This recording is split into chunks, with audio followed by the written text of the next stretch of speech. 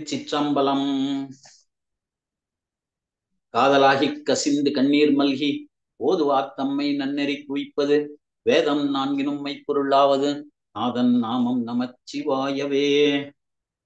தென்னாடுடைய சிவனே போற்றி, எந்நாட்டவர்க்கும் இறைவா போற்றி. திருச்சிற்றம்பலம். கணபதி அதர்வ சீர்ஷம் என்ற சமஸ்கிருத சிறிய உபநிடதம். இதை பற்றி சிந்திப்பதற்கு குரு அருளும் இறை அருளும் ஒன்றாக சேர்ந்திருக்கிறது.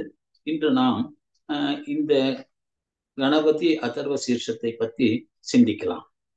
கணபதி அதர்வ சீர்ஷம் என்றால் விநாயகருக்கு அர்ப்பணிக்கப்பட்ட தலைநூல் என்று கொள்ளலாம்.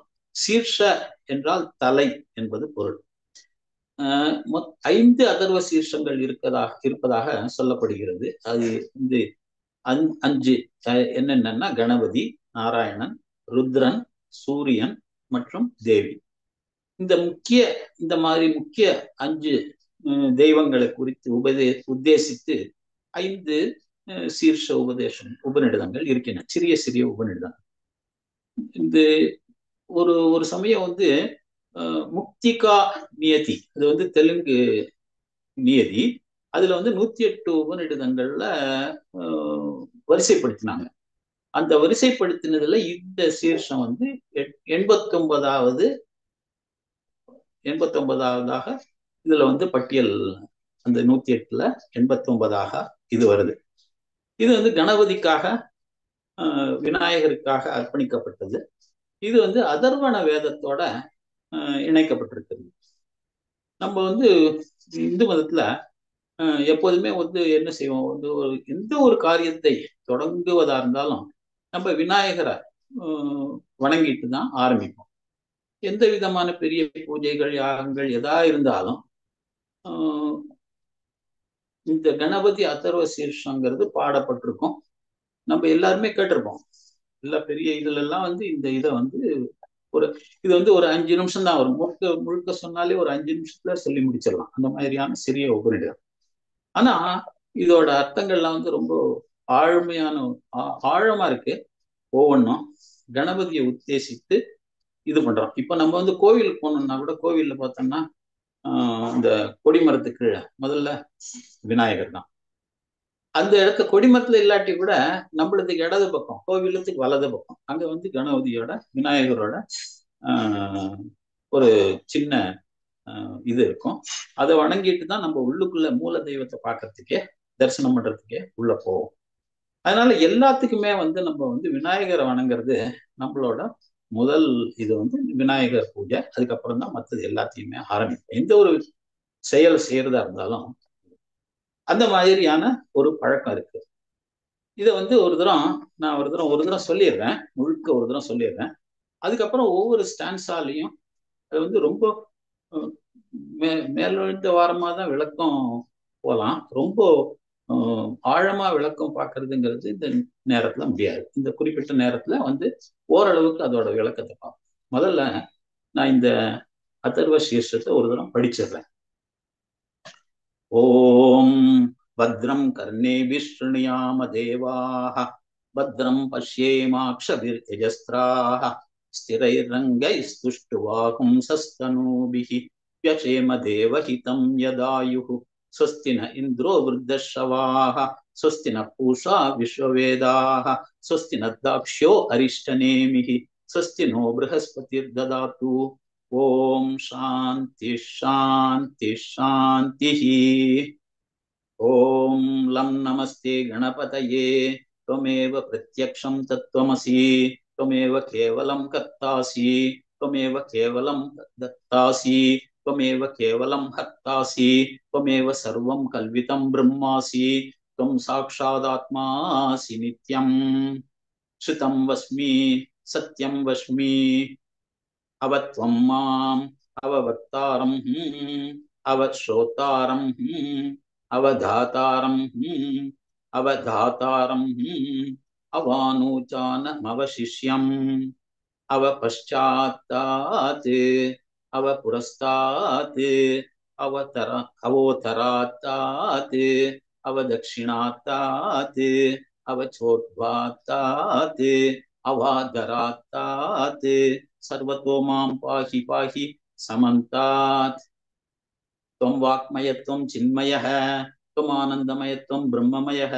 त्वं सच्चिदानन्द द्वितीयोऽसि त्वं प्रत्यक्षं ब्रह्मासि त्वं ज्ञानमयो विज्ञानमयोऽसि सर्वं जगदिदं तत्तो जायते सर्वं जगदिदं तत्तिष्ठति सर्वं जगदिदं त्वयि लयमेष्यति सर्वं जगदिदं त्वयि प्रत्येति त्वं भूमिरापो अनलो अनिलो नभः त्वं चत्वारि वाक्पदानि त्वं गुणत्रयातीतः त्वम् अवस्त्रत्रयातीतः त्वं कालत्रयातीतः त्वं देहत्रयातीतः त्वं मूलाधारस्थितोऽसि नित्यम् त्वं शक्तित्रयात्मकः त्वां योगिनो ध्यायन्ति नित्यम् त्वं ब्रह्मा त्वं विष्णुस्त्वं रुद्रस्त्वम् इन्द्रस्त्वम् अग्निस्त्वं वायुस्त्वं सूर्यस्त्वं चन्द्रमास्त्वं ब्रह्मभूर्भुवः सुवरोम् गणादिं पूर्वमुच्चार्य वर्णादीं स्थितनन्तरम्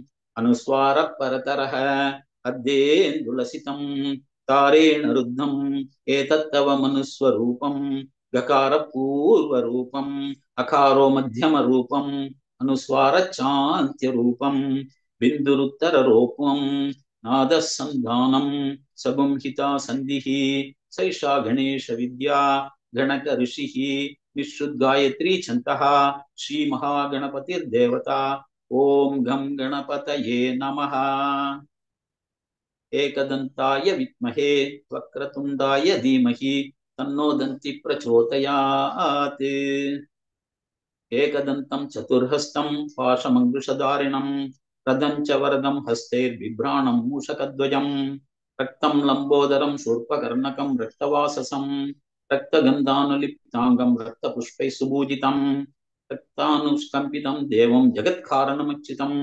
आविर्भूतं च सृष्ट्यादौ प्रकृते पुरुषात् परम् एवं ध्यायति यो नित्यं स योगी योगिनां वरः नमो व्रातपतये नमो गणपतये नमः प्रमथपतये नमस्ते अस्तु लंबोदराय एकदन्ताय विघ्न विनाशिने शिवसुताय श्रीवरदमूर्तये नमो नमः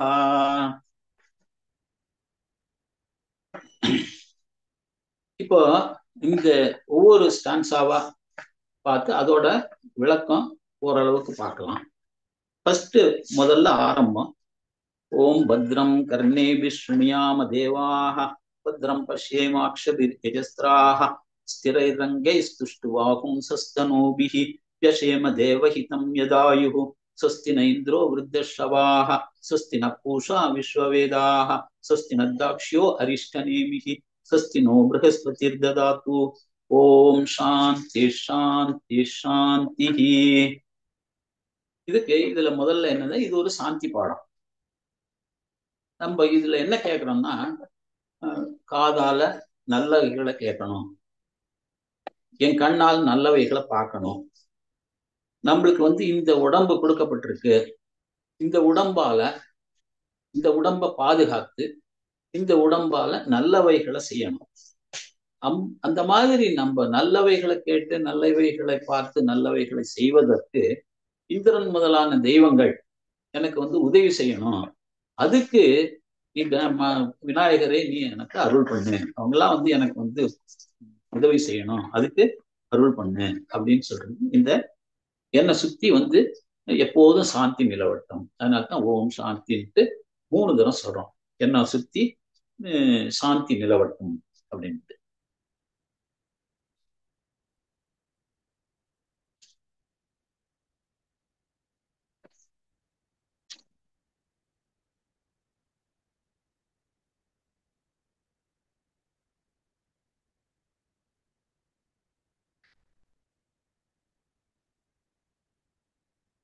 அடுத்து ஓம் லம் நமஸ்தே கணபதையே துமேவ பிரத்யக்ஷம் தத்துவமசி துமேவ கேவலம் கர்த்தாசி துமேவ கேவலம் தத்தாசி துமேவ கேவலம் ஹர்த்தாசி त्वमेव सर्वं कल्वितं ब्रह्मासि त्वं साक्षादात्मासि नित्यं श्रुतं वस्मि सत्यं वस्मि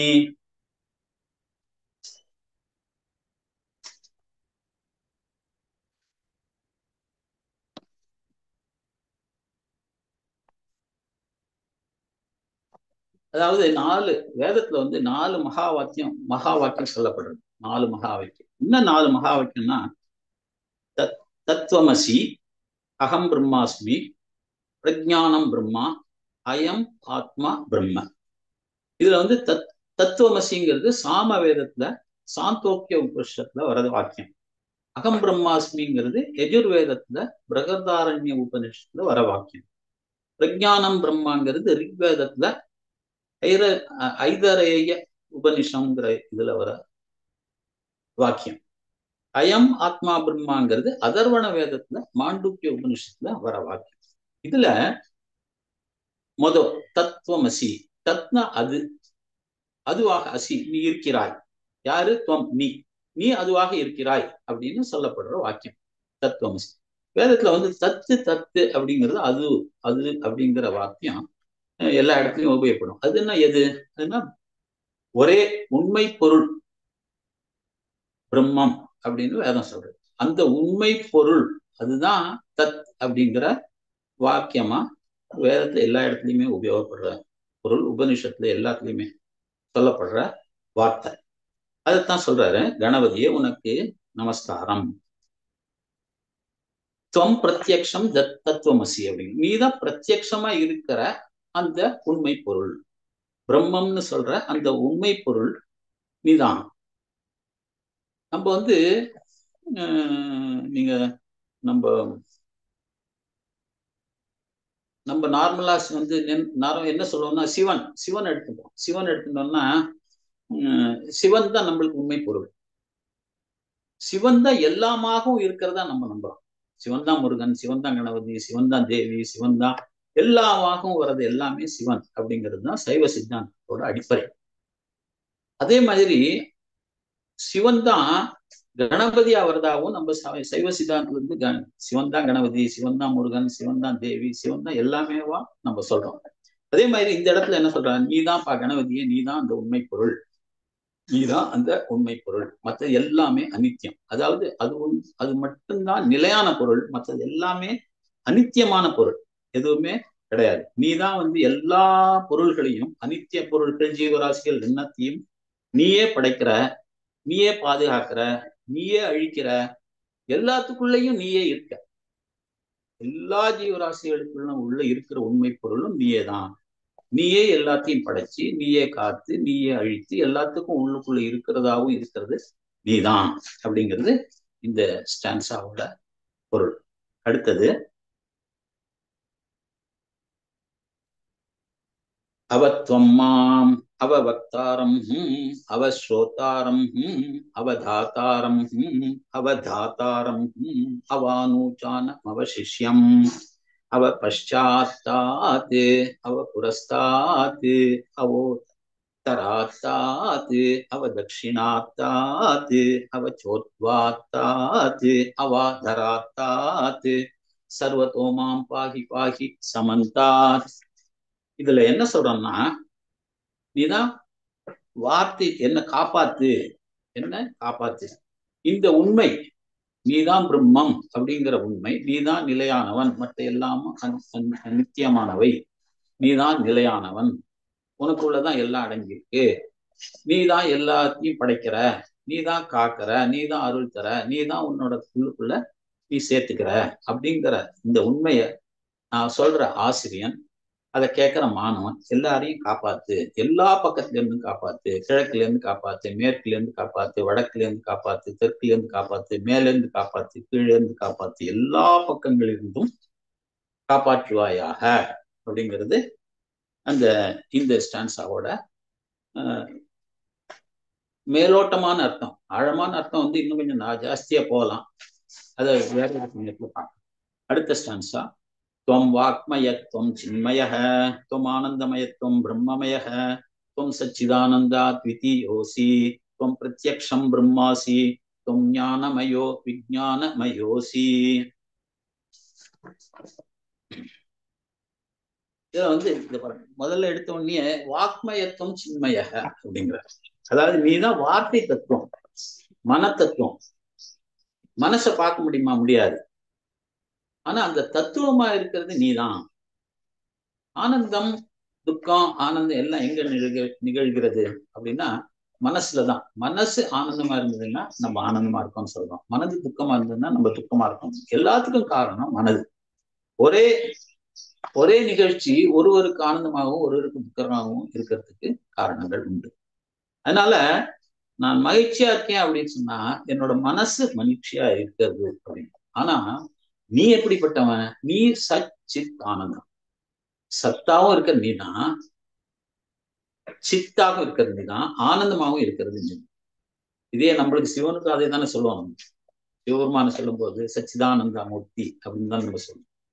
அதுதான் இங்க சொல்றாரு, நீதான் அந்த சச்சித் ஆனந்தம், அந்த உண்மை உணர்வு ஆனந்தம் எல்லாம் நீதான். நீதான் இந்த உண்மையான இருப்பு, இந்த இருக்கிற ட்ரூத் அப்படின்னு சொல்ற நம்ம உண்மையான இருப்பு நீதான். இந்த அறிவு ஞானம் எல்லாம் நீதான். நீதான் அந்த தத்துவம், அறிவு தத்துவம், ஞான தத்துவம் எல்லாமே நீதான் அப்படிங்கிறது இந்த பகுதியோட விளக்கம். அடுத்தது, சர்வம் ஜெகதிதம் தத்தோ ஜாயதே, சர்வம் ஜெகதிதம் திஷ்டதி, சர்வம் ஜெகதிதம் त्वयि லயமேஷ்யதி, சர்வம் ஜெகதிதம் त्वयि பிரத்யேதி, त्वं பூமிராபோ அனலோ அனிலோ நபஹ, त्वं சத்வாரி வாக்பதானி. இந்த உலகம் அத்தனையும் எங்க இருந்து பிறக்கிறது அப்படின்னா உங்கள்கிட்ட இருந்து பிறக்கிறது. நீதான் அதுக்கு ஆதாரமா இருக்க. நீ பிறந்து மட்டும் இல்ல, அது வந்து நிலைத்து நிக்கிறது, அப்படியே நிக்கிறது. அந்த நிக்கிறதுக்கு காரணம் யாரு? நீதான். நீதான் ஆதாரமா இருக்கு. ஆதார தத்துவம், அந்த நிலையா நிக்கிறதுக்கு ஆதார தத்துவம் நீதான். இந்த அதாவது நிலையற்ற பொருள்கள் இங்க இருக்கு, இருக்கிறதுக்கு ஆதாரம் ஒண்ணும் இல்லை. இந்த உலகம் இருக்கு, இந்த குளோப் இருக்கு, இது நிக்கிறது. எங்க நிக்கிறது? ஆதாரம் நீதான். ஆதாரம் அந்த தத்துவமாக இருக்கிறது நீதான். நீதான் படைக்கிற, நிறுத்துற, ஆதாரமா இருக்க, அழிக்கிற. அழிச்சுட்டு என்ன செய்யற? உனக்குள்ளேயே நீ வந்து லயமாக்கிக்கிற. அனைத்தையும் கரைந்து எல்லாம் ஒரு சமயம் என்ன கரைஞ்சு உனக்குள்ளேயே லயமாய்க்கிறது. இந்த 5 பூதங்கள், 5 பூதங்களால் தான் ஆயனது இது. அந்த 5 பூதங்களும் நீதான். அதே மாதிரி நம்ம பேச்சோட வடிவம் நீதான் அப்படிங்கிற. இது என்ன 4 படிவம், அதாவது சத்வாரி வாக்பதானி அப்படிங்கிற. சத்வாரின்னா 4, வாக்குன வார்த்தை, படிவங்கள். இது 4. எப்படி 4 அப்படிங்கன்னா, இதை வந்து 4 சொல்றா. இந்த சொல்லப்படுறது இந்த நம்ம சைவ சித்தாந்தத்திலையும் இந்த 4 இது சொல்லுவோம். அதுல வந்து அதுவும் அதே மாதிரி சிவனை நம்ம வந்து இதே மாதிரி 4க்கும் நீதான் இது அப்படின்னு சொல்லுவோம். அது பின்னாடி வரும்.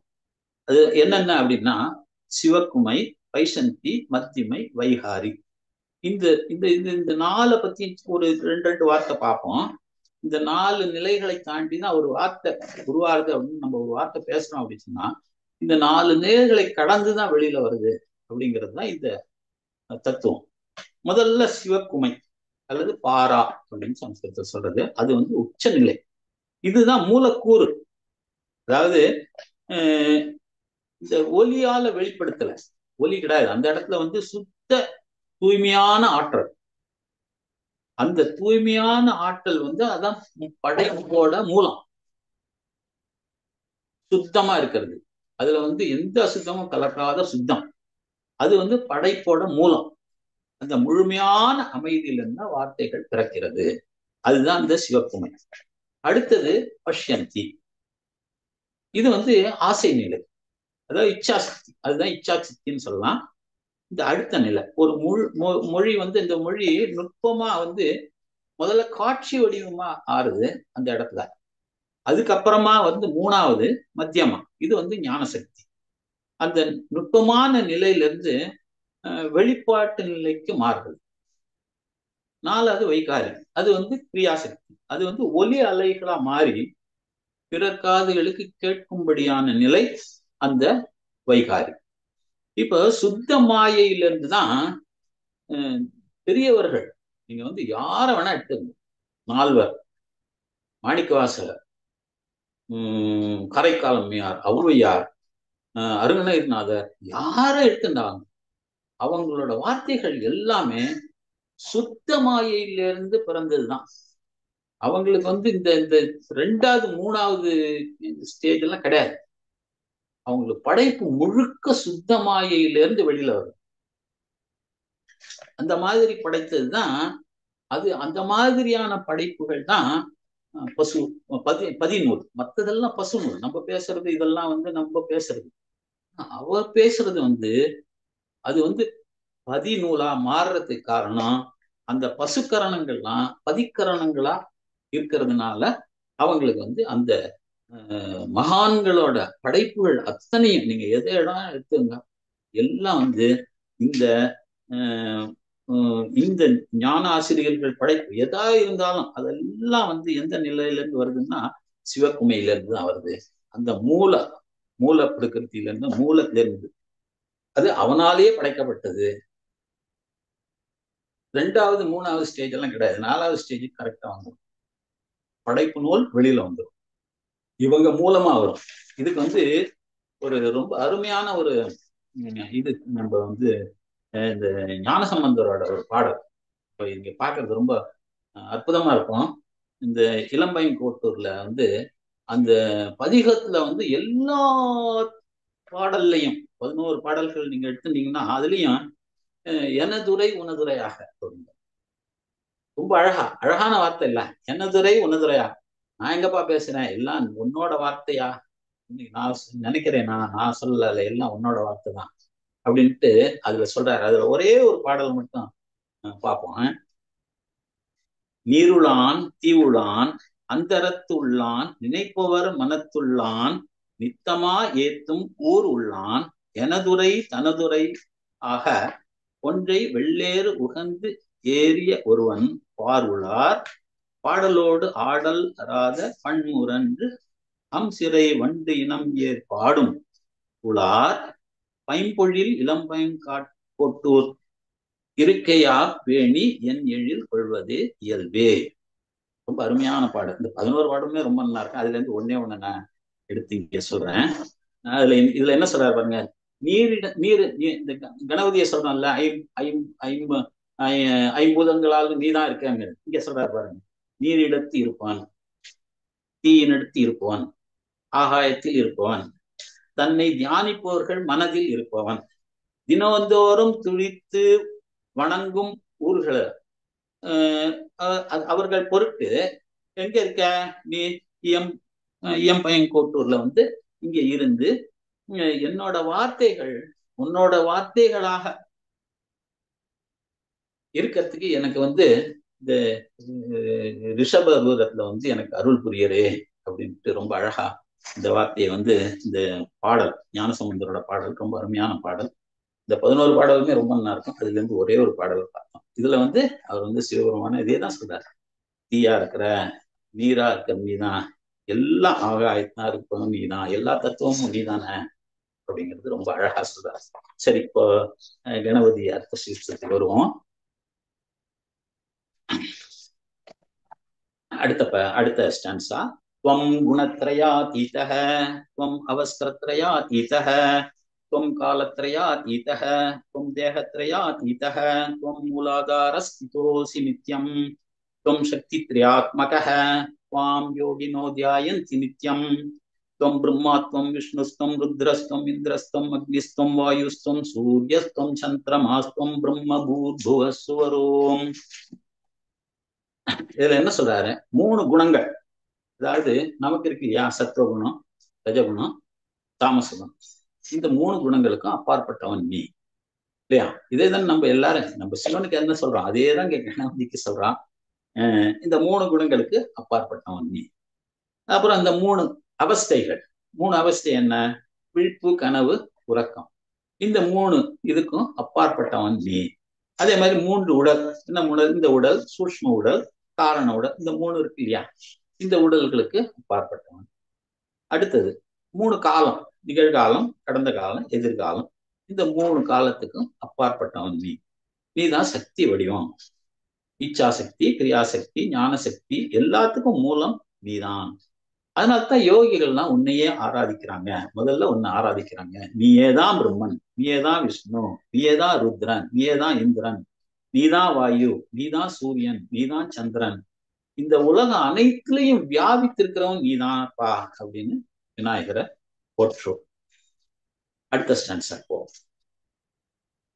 கணாதிம் பூர்வமுச்சாரிய வர்ணாதீம் தனந்தரம் அனுஸ்வார பரதரஹ அத்தேந்துலசிதம் காரேண ருத்தம் ஏதத்தவ மனுஸ்வரூபம் ககார பூர்வ ரூபம் அகாரோ மத்தியம ரூபம் அனுஸ்வார சாந்திய ரூபம் பிந்துருத்தர ரூபம் நாத சந்தானம் சகும்ஹிதா சந்திஹி சைஷா கணேஷ வித்யா கணக ரிஷிஹி விஸ்ருத் காயத்ரி சந்தஹா ஸ்ரீ மகாகணபதிர் தேவதா ஓம் கம் கணபதயே நமஹா.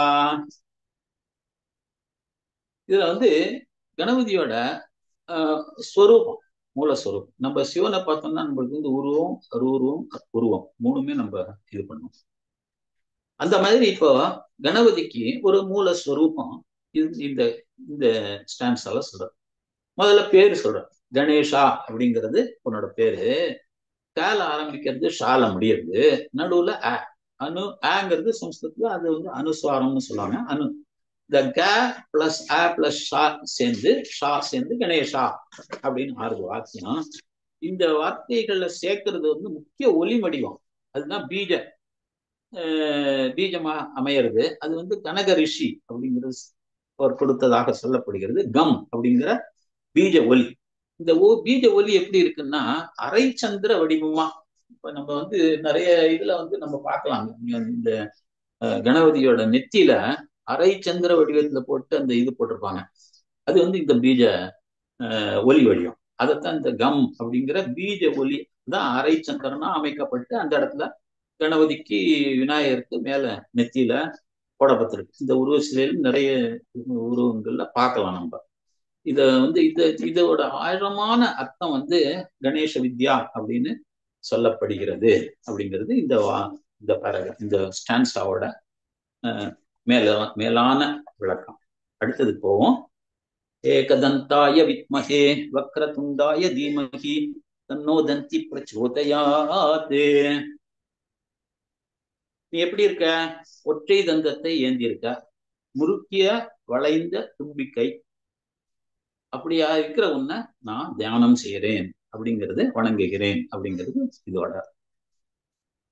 அடுத்தது ஏகதந்தம் சதுர்ஹஸ்தம் பாஷம் அங்குஷதாரிணம் ததஞ்ச வரதம் ஹஸ்தேர் விப்ராணம் மூஷகத்மஜம் ரக்தம் லம்போதரம் சூர்பகர்ணகம் ரக்தவாசசம் ரக்தகந்தானுலிப்தாங்கம் ரக்த புஷ்பை சுபூஜிதம் பக்தானுகம்பினம் தேவம் ஜெகத்காரணமச்சிதம் ஆவிர்பூதம் யாதவ் பிரகிருதே புருஷாத் பரம் ஏவம் தியாயதி யோ நித்யம் சயோகி யோகினாம் வரஹா.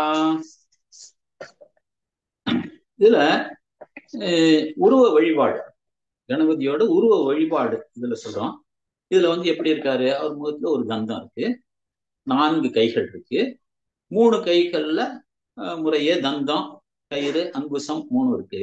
4வது கை நமக்கு கேட்பவர்கள் கேட்கும் வரத்தை கொடுக்கும் அருள்.